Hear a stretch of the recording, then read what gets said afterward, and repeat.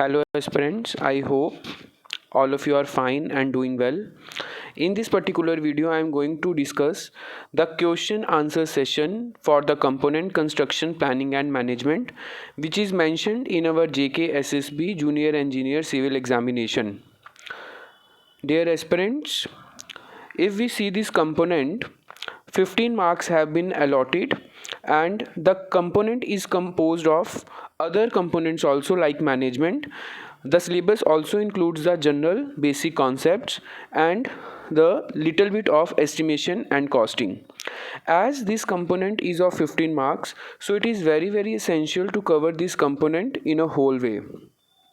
So now let us start the question answer session over this topic and start with the first question, project charter.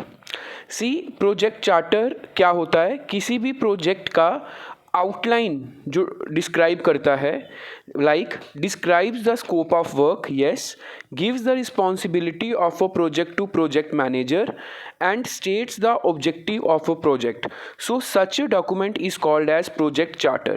So project charter is basically a document which describes the scope of work, which gives the responsibility of the project to the project manager and his whole team, और जो project के जो है objective को explain करता है कि what is the objective, what is the scope, that is called as project charter. So it includes this project charter includes all these three things, so the option is all of the above. Now the next is detailed project reports shortly known as DPRs are prepared for. देखिए, हम जो detailed project report बनाते हैं वो initial stage पे बनाते हैं. कोई भी प्रोजेक्ट का जब हम इनिशिएट करते हैं उसमें हम डिटेल्ड प्रोजेक्ट रिपोर्ट्स को बनाते हैं. नाउ द थिंग इज, कौन सी स्टेज के लिए बनाते हैं? Feasibility stage. फिजिबिलिटी स्टेज वो स्टेज होती है जिसमें हम देखते हैं कि क्या प्रोजेक्ट टेकअप करना फिजिबल है या नहीं. फिजिबिलिटी बहुत सारी चीज़ों की हो सकती है. एनवायरनमेंट फिजिबिलिटी हो सकती है, मार्केट फिजिबिलिटी हो सकती है, इकोनॉमिकल फिजिबिलिटी हो सकती है. ओके, तो फिजिबिलिटी से डीपीआरस का कोई लिंक नहीं है.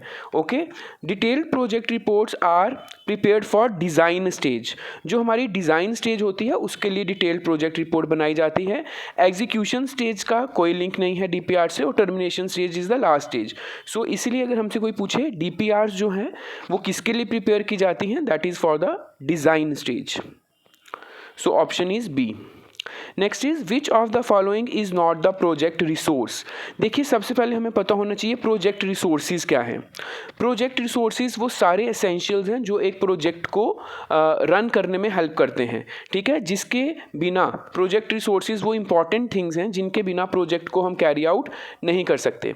सो क्या हम देखते हैं? Space. Yes, space is an important resource, क्योंकि स्पेस जो है वो रिक्वायरमेंट है, मेन रिक्वायरमेंट है किसी भी प्रोजेक्ट को टेकअप करने के लिए. Man power and machinery is also very important. Man power is labour के बिना प्रोजेक्ट में काम नहीं होगा, मशीनरी के बिना भी काम नहीं होगा. Next is time and money. Time and money are also one of the most important resources. एक प्रोजेक्ट टाइम भी लेगा और मनी भी कंज्यूम होगी. Okay, quality no doubt, quality is the important factor but it is not a project resource. Okay, so that's why यहाँ पर question पूछा है which of the following is not a project resource, so option is quality. It is not a resource. Okay, number of phases of project management. सिर्फ project management is one of the important topic. Project management क्या होता है? Project management एक वो management है जिसमें पूरी team top most, जिसमें प्रोजेक्ट मैनेजर रहेंगे और उनकी पूरी टीम जिसमें इंजीनियर्स होंगे, कॉन्ट्रैक्टर्स होंगे. ओके, वो सारे मिलजुल कर एक काम करेंगे, प्रोजेक्ट के लिए काम करेंगे, और उनका मेन मकसद क्या रहेगा कि प्रोजेक्ट को मिनिमम टाइम मिनिमम कॉस्ट में कंप्लीट करना. ओके, अगर हम फेजेस की बात करें तो प्रोजेक्ट मैनेजमेंट की 3 फेजेस रहती हैं. ओके, सबसे पहले रहता है प्लानिंग. प्लानिंग इंक्लूड्स कि प्लानिंग डिसाइड करता है what is to be done. Okay, उसके बाद प्लानिंग के बाद रहती है शेड्यूलिंग. हम जो है शेड्यूल्स बनाते हैं, और चाहे वो शेड्यूल लेबर का हो, चाहे वो शेड्यूल मशीनरी का हो. ओके, और उसके बाद थर्ड रहता है कंट्रोलिंग रहता है. Controlling means project planning, project scheduling and controlling. Now what is after scheduling there is controlling means the inspection, a type of inspection to check whether the project is on time, whether the activities of a project are on time or not. So there are mainly 3 phases of the project management, which includes planning, scheduling and controlling. Next is policies, programs, strategies, procedures, rules, regulations are considered during. Yes, this is also very important. हम हर एक project को जब take up करते हैं तो हम उसकी policies, programmes, strategies बनाते हैं. ये कौन सी स्टेज पे बनाया जाता है? Project planning stage, scheduling stage, controlling stage, all of the above. देखिए, these all things are considered during the planning stage. Okay, whenever we go for the planning we consider the various policies, strategies, procedures, rules and regulations. So it is only in the planning stage. Yes, work breakdown structure. So work breakdown structure is a very, very important, technique for the project planning. So it was developed in 1960s and it is a technique of project planning and it is a top down approach. What happens, कोई भी एक बड़ा project है, उस बड़े project को हम break down करते हैं. फॉर एग्जाम्पल, एक हमारे पास कंस्ट्रक्शन का प्रोजेक्ट है, हम उसको सिविल वर्क्स में, इलेक्ट्रिकल वर्क्स में, सैनिटरी वर्क्स में डिवाइड कर सकते हैं और फिर फर्दर सिविल वर्क्स को फाउंडेशन में, construction of walls, design of slab, उसमें हम डिवाइड करते हैं. तो जब हम हर एक प्रोजेक्ट जो कॉम्प्लेक्स प्रोजेक्ट है खासकर, उसको हम डिवाइड करते हैं, वर्क को ब्रेक डाउन करते हैं. Okay, so that is a technique of project planning और हम फिर अकॉर्डिंगली प्लानिंग करके उन एक्टिविटीज़ को टेकअप करते हैं. So this is a technique of project planning and it was developed in 1960s and it is a top down approach. एक हम पहले बड़ी एक्टिविटी लेते हैं और उसकी आगे सब एक्टिविटीज़ बनाते हैं और उन सब एक्टिविटीज़ की फर्दर सब एक्टिविटीज़ बनाते हैं. So that is called as a top down approach. So all of the above is the right answer. Consider the following statements. Bar charts are event oriented, milestone, this is basically stone, milestone charts are activity oriented. So which of these statements are correct? So both are incorrect because bar charts basically are the activity oriented. bar charts में हम mainly जो है activities पे focus करते हैं, activities को show करते हैं, और milestone charts are basically the event oriented. यहाँ पर हम ये देखते हैं कि हमने एक activity, suppose एक activity है, उसके कुछ events हैं. Okay, if I take the example of the slab की अगर हमने कास्टिंग करनी है, उससे पहले वहाँ पर फॉर्मवर्क लगाएंगे. फॉर्मवर्क लगाने के बाद हम उसमें जो है रिइंफोर्समेंट प्लेस करेंगे और उसके बाद जो है कंक्रीटिंग होगी. तो ये जो एक हमने स्लैब का कंस्ट्रक्शन करना है, उसके लिए 3 सब एक्टिविटीज़ हैं. First one is shuttering, formwork. Second one is हम वहाँ पर रिइंफोर्समेंट लगाएंगे और थर्ड हम कंक्रीट को प्लेस करेंगे. तो द थिंग इज़ कि माइलस्टोन चार्ट रिप्रेजेंट करेगा सब एक्टिविटीज़ के इवेंट्स के बारे में, कि शटरिंग हो चुकी है तो फर्स्ट इवेंट, उसके बाद रिइंफोर्समेंट लग चुका है second event, and the third is concreting. So इसलिए बार चार्ट जो होते हैं वो एक्टिविटी ओरिएंटेड होते हैं, माइलस्टोन चार्ट जो होते हैं इवेंट ओरिएंटेड होते हैं. So neither one not two. Next is line of balance technique. Line of balance technique पे क्वेश्चन जो है पहले भी पूछा जा चुका है, जो लास्ट जेई का एसएसबी का एग्जाम था. This is line of balance is basically technique of project scheduling. यहाँ पर हम जो प्रोजेक्ट के शेड्यूल्स लगाते हैं उसके लिए line of balance technique use की जाती है. मेन जो ये टेक्निक है, this technique is use to mention the repeated activities. हर एक प्रोजेक्ट में कुछ रिपीटेड एक्टिविटीज़ होती हैं, तो उन रिपीटेड एक्टिविटीज़ को हम ग्राफिकल वे में रिप्रेजेंट करते हैं और उन एक्टिविटीज़ के लिए मोर एंड लेस शेड्यूलिंग जो होती है सेम रहती है. उससे जो हमारा वर्क है वो थोड़ा सा रिड्यूस हो जाता है. तो इसलिए लाइन ऑफ बैलेंस एक ऐसी टेक्निक है जो कि हमारे प्रोजेक्ट शेड्यूलिंग की टेक्निक है और इस टेक्निक को यूज़ किया जाता है to mention the repeated activities and it is basically graphical technique because with the help of graphs इस टेक्निक को फॉलो किया जाता है. So all of the above is the right answer. Next is events in network diagram. There is basically an are represented by, जो events होते हैं that are represented by circle, even square, even trapezoidal shape. So all of the above, any of the above. Next is the method of network techniques are PERT, program evaluation and review technique is a network technique. Critical path method is a network technique. GERT, graphical evaluation and review technique is also a network technique. So all of the above are the network techniques. Consider the following statements. PERT is activity oriented technique. CPM is used for repetitive type of projects. In PERT, cost is given more importance. CPM is more accurate technique. So इसमें हम देखते हैं कि PERT activity oriented नहीं है. PERT is not activity oriented. PERT is basically PERT is basically a technique which is event oriented. Okay, so first statement is wrong. CPM is used for repetitive type of projects. Yes, PERT is basically used for the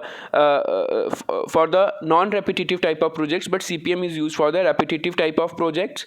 In PERT, cost is given more importance. No, CPM is more accurate technique. The results of CPM are more accurate. Okay, so 2 and 4 is the right answer. Next, who of the following oversees the work on behalf of contractor? देखिए, there is a project management. There are many persons in project management. Resident engineer is the engineer who stays at the site of construction and looks after the project. Project engineer is the person who is overseeing a number of projects. The agent is the person who oversees the work on the behalf of contractor. So the right answer is the agent. Select the correct statement regarding the functional organization. See, functional organization is the organization which was introduced by Taylor. So it is not by Morgan, F.W. Taylor. Used for small works. No, it is not used for small works. Functional organization is not used for small works. Quality of work is better. Yes, this is the right answer. Basically, functional organization वो organization रहता है जिसमें हम first of all you must know what is organization. Organization क्या है? Organisation एक team है, लोगों की टीम है ऑर्गेनाइजेशन, जो कलेक्टिवली एक पर्टिकुलर गोल को अचीव करने के लिए काम करते हैं. Okay, that is the organisation.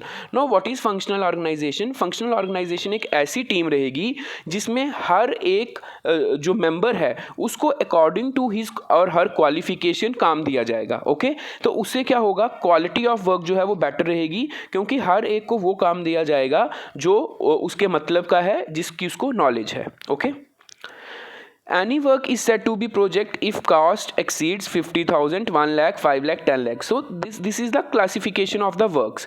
अगर किसी भी प्रोजेक्ट की कॉस्ट 1 लाख से अबव होती है तो उसको हम बोलते हैं that is called as a project. Which of the following has the maximum accountability in ensuring the quality of construction? इनमें से quality of construction प्रोवाइड करने की सबसे ज़्यादा अकाउंटेबिलिटी किसकी है? मतलब सबसे ज़्यादा रिस्पॉन्सिबल कौन है? प्रोजेक्ट मैनेजर, कंस्ट्रक्शन मैनेजर और कॉन्ट्रैक्टर. देखिए, अगर हम प्रोजेक्ट मैनेजर को देखें तो वो पूरे प्रोजेक्ट को देखता है. कंस्ट्रक्शन मैनेजर जो है वो सिर्फ कंस्ट्रक्शन को देखता है, और एक कॉन्ट्रैक्टर है. तो बेसिकली अगर हमें क्वालिटी जिसने देनी है that person is called contractor. So who of the following, which of the following has the maximum accountability? So इनमें से मैक्सिमम अकाउंटेबिलिटी कॉन्ट्रैक्टर की है. Okay, measurement book is use for entering the details of measurement. Yes, measurement book जो है measurement की entries को note करता है और उसके हिसाब से पेमेंट होता है कॉन्ट्रैक्टर्स को as an evidence in court of law. Yes, बिल्कुल, क्योंकि मेजरमेंट बुक में अगर कहीं पर फ्यूचर में हमें पता लगता है कि किसी प्रोजेक्ट में कोई प्रॉब्लम हुई है तो हम मेजरमेंट बुक जो है उसको हम कोर्ट में एज एन एविडेंस जो है वो यूज़ कर सकते हैं. ओके, क्योंकि मेजरमेंट बुक में हम कोई मिस्टेक नहीं करते हैं. ठीक है, डिविजनल बेसिस पे ये जो है डिवीजन बेसिस पे ये बुक जो है वो मेंटेन की जाती है. Okay, which of the following are the particulars in the measurement book? Measurement book में हम क्या क्या लिखते हैं? एजेंसी नेम और contractor name. Yes. Dates of work commencement and completion. Yes, हम कौन सा काम एक्सकवेशन कब स्टार्ट हुआ कब खत्म हुआ वो मेंशन करते हैं. And details of work done. What are the works which have been done? All of the above. So all of the above is the right answer. Cash book records. Cash book क्या क्या record करता है? Cash transactions, जितने भी transactions in terms of cash होते हैं. Discounts, बिल्कुल, जो डिस्काउंट्स हुए हैं किसी भी पर्टिकुलर आइटम पे. Bank transactions, all of the above. So all of the above is the right answer because cash book records all cash transactions, discounts, bank transactions. The cash book which records the daily office based expenditure. Okay, देखिए, there are various types of cash books. One is single column cash book, double column cash book, 3 column cash book and petty cash book. So ये जो होती हैं cash books इनका अलग अलग है. जैसे सिर्फ कैश पेमेंट्स को जो है शो करता है तो डबल कॉलम में हमारे पास डिस्काउंट्स भी मेंशन होते हैं. यहाँ पर हमारे पास कैश पेमेंट्स हैं, डिस्काउंट्स हैं और हमारे पास जो बैंक ट्रांजेक्शन्स हैं वो मेंशन हैं. और पेटी कैश बुक एक ऐसी कैश बुक है जो डेली बेसिस पे हमारा एक्सपेंडिचर होता है, जो स्टेशनरी का एक्सपेंडिचर हो सकता है, जो हमारा हम अगर ऑफिस में कुछ पार्टीज छोटी करते हैं उसका एक्सपेंडिचर हो सकता है. तो उस जो वो कैश बुक वो चीज़ें रिकॉर्ड करेगी उसको हम बोलते हैं पेटी cash book. So it's right answer is D, पेटी cash book. So the next is sampling, testing and overall inspection is the feature of. देखिए कंस्ट्रक्शन मैनेजमेंट एक वो मैनेजमेंट है जो कंस्ट्रक्शन को पूरा देखेगा। क्वालिटी कंट्रोल बेसिकली है जो क्वालिटी देखेगा, और क्वालिटी में ही सैम्पलिंग होती है, क्वालिटी में ही सैम्पलिंग होती है, टेस्टिंग होती है और ओवरऑल इंस्पेक्शन होती है। इन्वेंट्री कंट्रोल बेसिकली हमारा वो मैनेजमेंट रहता है जिसमें हम इन्वेंट्री जो हमारे मटेरियल्स हैं उनका लुक आफ्टर कैसे करना है उसको देखते हैं। So the right answer is sampling, testing and overall inspection is the feature of quality control. Which of the following is not the heavy construction work. देखिए हमारे पास जो कंस्ट्रक्शन वर्क्स होते हैं वो होते हैं दो तरीके के, एक लाइट कंस्ट्रक्शन वर्क्स, एक heavy construction works. Light construction works वो होते हैं जो कि हमारे लाइट मेंबर्स के साथ होते हैं, और हैवी कंस्ट्रक्शन वर्क्स वो होते हैं जो हमारे हैवी मेंबर्स के साथ होते हैं, स्ट्रक्चरल मेंबर्स के साथ होते हैं। अब ब्रिजेस जो है वो हैवी कंस्ट्रक्शन वर्क में है। स्काई स्क्रैपर बिल्डिंग्स जो हैं, जो बहुत ऊंची ऊंची बिल्डिंग्स हैं, वो हमारी हैवी कंस्ट्रक्शन वर्क में है, लेकिन रोड्स जो हैं वो हैवी कंस्ट्रक्शन वर्क्स में नहीं है। ओके, क्योंकि रोड्स में कोई ज़्यादा हैवी कंस्ट्रक्शन जो हमारे पास हैवी स्ट्रक्चरल मेंबर्स हैं उनका यूज़ नहीं होता, इसलिए इसका सही आंसर जाएगा सी, roads. Progressive measurement book measures measurements after the completion of work, measurements before the starting of work, measurements during the execution of work, any of the above। देखिए progressive हमारे पास मेजरमेंट बुक दो तरीके की होती है, एक होती है प्रोग्रेसिव मेजरमेंट बुक, एक होती है फाइनल। प्रोग्रेसिव मेजरमेंट बुक वो होती है जो कि हम ऑन अप्रॉक्सीमेटली डेली बेसिस और 30 days 20 days according to the project duration हम मेंटेन करते हैं। ठीक है, तो during the execution of work जो है इस बुक को जो है साथ के साथ हम मेंटेन करते हैं, that is the progressive measurement book. Okay, और एक होती है फाइनल मेजरमेंट बुक जो कि after the completion of the work take up की जाती है। सो इसका राइट आंसर होगा C. The time span by which an activity can be delayed without affecting the earliest starting time of the succeeding activities, EST of the succeeding activity.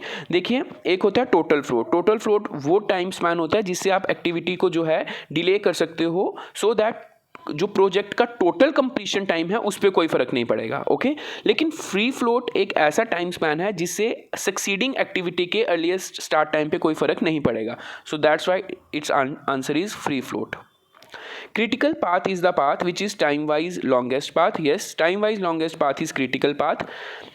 Is connected by the events of zero slack. Yes, is connected by the activities of zero float. देखिए यहाँ पर क्या है, critical path वो path होता है, सबसे पहले अगर मैं आपको यहाँ से बताऊँ zero slack, what is slack? Zero slack, zero slack उन एक्टिविटीज़ के लिए या उन इवेंट्स के लिए होता है, जीरो स्लैक उन इवेंट्स के लिए होता है जो इवेंट्स हमारे पास ऑलरेडी टाइम पर हैं, because slack is TL minus TE, latest available occurrence time minus earliest time. Okay, earliest expected time. So जब स्लैक ज़ीरो आता है, अगर किसी भी इवेंट के लिए स्लैक ज़ीरो आएगा, इसका मतलब ये है कि वो इवेंट ऑन टाइम है। ऑन टाइम मतलब अगर वो 5 दिन में ख़त्म होना था तो वो 5 दिन में ही ख़त्म हुआ है, लेकिन इसीलिए वो चीज़ हमारे लिए क्रिटिकल है। क्यों क्रिटिकल है? क्योंकि हम ऑलरेडी ऑन टाइम चल रहे हैं। अगर हम उसको डिले कर देंगे तो हमारा प्रोजेक्ट का कंप्लीशन टाइम डिले हो जाएगा, इसीलिए वो पाथ हमारे लिए क्रिटिकल पाथ है जो कि ज़ीरो स्लैक के इवेंट्स को ज्वाइन करता है। Similarly zero float, zero float का मतलब है कि वो एक्टिविटीज़ ऑलरेडी जो हैं वो ऑन टाइम हैं क्योंकि उनका फ्लोट ज़ीरो है। अगर हम उसको थोड़ा सा भी डिले कर लेंगे तो वो हमारी जो हमारी एक्टिविटी है, जो हमारा प्रोजेक्ट कंप्लीशन टाइम है वो डिले हो जाएगा। सो दैट मीन्स कि वो हमारे लिए क्रिटिकल पाथ है, हम उस पर बिल्कुल भी लीनियंसी नहीं कर सकते। ठीक है, तो इसीलिए क्रिटिकल पाथ वो पाथ है जो टाइम वाइज लॉन्गेस्ट पाथ है और जो ऐसे इवेंट्स को ज्वाइन करता है जिनका स्लैक ज़ीरो है, और वो ऐसी एक्टिविटीज़ को ज्वाइन करता है जिनका ज़ीरो फ्लोट है। So all of the above is the right answer. Earliest expected time TE and latest available occurrence time TL are the time estimates related to. देखिए ये जो अर्लीस्ट एक्सपेक्टेड टाइम है और latest available occurrence time है, ये ऐसे times हैं जो इवेंट से रिलेटेड है। ओके, एक्टिविटी से जो टाइम रिलेटेड है वो मैं आपको बता देता हूँ। Optimistic time, pessimistic time, most likely time, earliest expected time, ये टाइम्स एक्टिविटी से रिलेटेड है। फिर EST, earliest start time, earliest finish time, latest start time, latest finish time. लेकिन ये जो हमारे पास टाइम्स हैं TE और TL, capital TE and capital TL, these times are related to an event. If the latest allowable increase time is less than the earliest expected time, then the slack is, अभी हमने देखा slack क्या होता है, TL minus TE। So अगर हमारे पास latest allowable occurrence time कम है, ये टाइम कम है और earliest expected time ज़्यादा है, तो जो slack होगा वो क्या होगा, नेगेटिव। नेगेटिव मतलब नेगेटिव स्लैक जब भी आएगा उसका मतलब ये होगा कि हम बिहाइंड द शेड्यूल चल रहे हैं. So if the slack is negative we have to put extra resources like man power, like machinery, like duration time, day and night काम होगा, so that day and night जब हमारा construction का काम होगा या कोई भी प्रोजेक्ट का काम होगा तो उसमें हमारा जो है स्लैक इम्प्रूव होगा, तो नेगेटिव से वो पॉजिटिव की तरफ जाएगा. तो उससे हमें ये रहेगा कि अब हम बिहाइंड द शेड्यूल नहीं रहेंगे, हम प्रोजेक्ट में शेड्यूल टाइम पर आ जाएंगे. For a project if standard deviation is less it represents the project और एक्टिविटी इन प्रोजेक्ट इज. देखिए स्टैंडर्ड डिविएशन होता है जो डिविएशन को मेंशन करता है कि हमारा प्रोजेक्ट शेड्यूल टाइम से कितने डिविएशन पे है. ठीक है, अगर स्टैंडर्ड डिविएशन कम है तो इसका मतलब हमारा प्रोजेक्ट ज़्यादा एक्यूरेट है. ठीक है, क्योंकि एक्यूरेट तभी होगा जब डिविएशंस कम होंगी. Okay, expected time of an activity is given by T0 plus 4TL plus TP by 6. So T0 plus 4TL plus TP by 6 is the right answer. expected time, ये हम expected time की बात कर रहे हैं. expected time है जो optimistic time, pessimistic time और most likely time के average को लिया जाता है. देखिए PERT, जो PERT है program evaluation and review technique, हमारे पास एक नॉर्मल डिस्ट्रीब्यूशन फ्रीक्वेंसी कर्व होता है, बीटा डिस्ट्रीब्यूशन, स्क्यू, ये दोनों बेसिकली एक ही होते हैं. ओके, जब हमारे पास अगर हमारे पास ऑप्टिमिस्टिक टाइम, पेसिमिस्टिक टाइम और मोस्ट लाइकली टाइम बिल्कुल इस तरीके से हैं, मतलब सिमेट्रिक हैं, तो हम उसको नॉर्मल डिस्ट्रीब्यूशन कर्व बोलते हैं. और PERT ऐसी टेक्निक है जो नॉर्मल डिस्ट्रीब्यूशन कर्व को फॉलो करती है. Which of the following takes care of the materials to be used in construction? देखिए हमारे पास मटेरियल्स के लिए जो मैनेजमेंट है, याद रखें inventory management. Inventory is basically the list of items, the list of materials which are to be used in the construction. Okay, so इसीलिए inventory management ऐसा मैनेजमेंट रहेगा जो एक प्रोजेक्ट में किसकी टेक केयर करेगा, मटेरियल्स में. Now why there is the importance of the inventory management. Inventory management क्यों ज़रूरी है? क्योंकि इन्वेंट्री जो है दैट इज़ द मटेरियल्स, और 60 to 70% of the cost of the construction जो होती है वो किसकी होती है, मटेरियल्स की होती है. अगर 1 करोड़ का कोई प्रोजेक्ट है तो नियरली 50 to 60 lakhs जो कॉस्ट होगी वो मटेरियल की होगी. इसीलिए हमने उसको एक सेपरेट मैनेजमेंट देते हैं जो कि किससे डील करेगा, जो किसकी टेक केयर करेगा, मटेरियल्स की. So inventory management is the right answer. So these are the 30 questions which I have discussed in this part 1. And rest of the questions which will also be covering the estimation and costing aspect that I will discuss in part 2 of this session. Thank you so much.